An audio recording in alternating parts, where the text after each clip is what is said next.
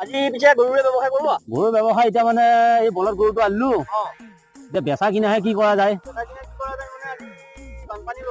বানপানীৰ বজাৰ নাই বেচবাই লাগিব খৰচ পাতিৰ কথা আছে না পইচা পাতি দৰকাৰ ঘৰত বেমাৰী এটা আছে এই বলদ গৰুটো বেচবা লাগিব বোলে বলদ গৰু ষাঁড় গৰুৰ কথা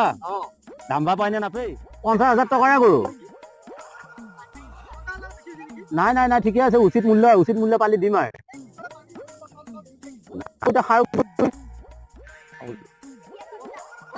বলদ খা ইয়াক দানাই লাগে কুইণ্টেলকে দানা কিমান খুৱাবি দানা খুৱাওঁতে মোৰ এই তলি উঠাম বাহঁতটোৰ